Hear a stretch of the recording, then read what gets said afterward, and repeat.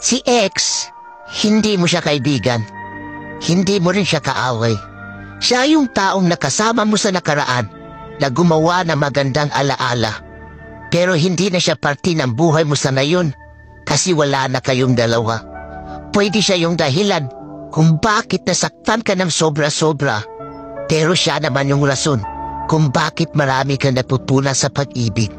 Kaya kung babalik man siya ulit sa buhay mo at magpaparamdam ulit, it's your choice.